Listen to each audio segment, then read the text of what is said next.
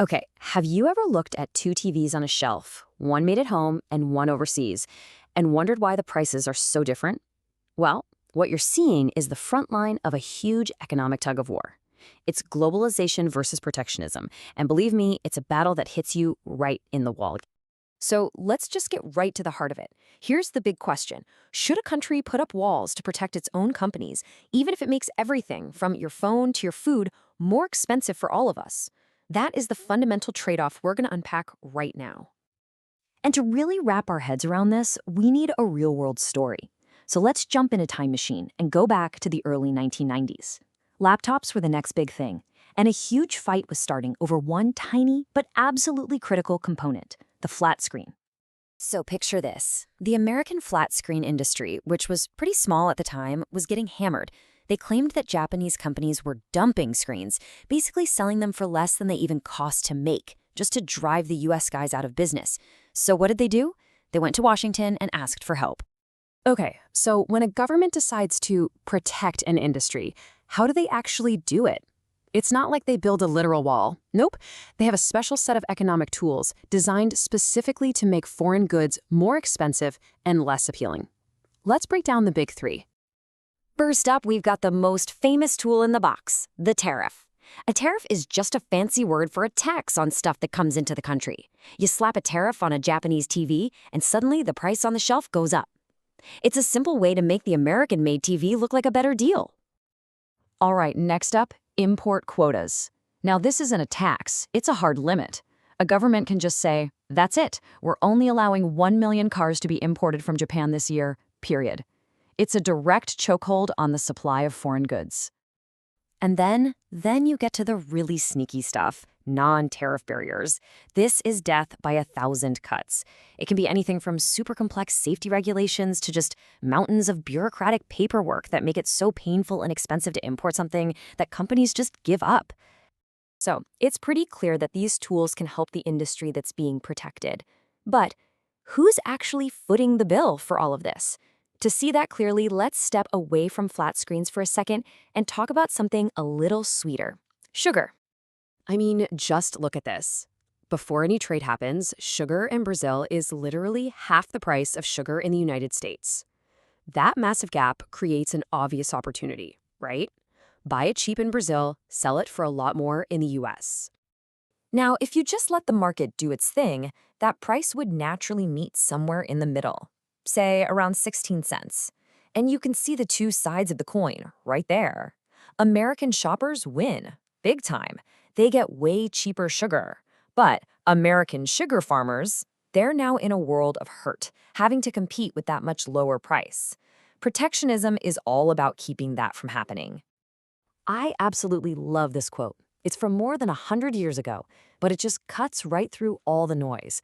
A tariff is basically the government protecting a producer from you, the consumer, who just wants to find the best deal. You can think of it as a hidden tax that you pay every single time you're at the checkout counter. But of course, the biggest, most emotional argument for protectionism isn't really about prices. It's about jobs. And let's be real, this fear is powerful. It's that gut feeling that if we open the floodgates to trade, all our jobs will get sucked out of the country, leaving towns and cities hollowed out. And nobody captured this fear better than H. Ross Perot back in the 90s. He painted this incredibly vivid picture of a giant sucking sound as all the American jobs rushed down to Mexico if the NAFTA free trade deal passed. It's a powerful image because it feels so intuitive. But here's the hidden economic twist. Protectionism doesn't really create jobs, it just moves them around.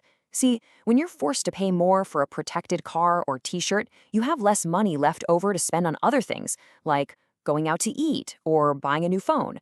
So while you might save a job in the car factory, you could be costing a job at the local restaurant. It's a reshuffle. And the price tag for that reshuffle is just mind-blowing. Let's take the clothing industry. Economists calculated that for every single job saved by trade barriers, it costs consumers like you and me an extra $199,000 per year in higher prices. That is way, way more than the person in that job is even being paid. And if you thought that was wild, look at the sugar industry. The cost to consumers to protect one job in that industry skyrockets to over $800,000 a year. So why on earth do these policies exist? Well, it's because the benefits go to a small, powerful group of producers who lobby like crazy, while the costs are spread out so thinly across millions of shoppers that we barely notice. Now, look, to be fair, this whole debate is more complex than just jobs and prices. There are definitely other arguments that people make for putting up trade barriers. You'll hear things like, we need to protect our infant industries until they can stand on their own, or we need to block foreign goods for national security reasons, or because they're unsafe or bad for the environment. These are all part of the much bigger conversation. All of which brings us right back to where we started, our flat screen story. Because the US government did listen to the American screen makers. They took action. But what happened next? Well, it was not what anybody planned. And here's the punchline. The government slapped a massive 63% tariff on imported screens, but that made the total cost of building a laptop inside the US shoot through the roof. So what did companies like Apple and IBM do? They had no choice. They packed up their US laptop factories and moved the entire operation overseas, where the screens were.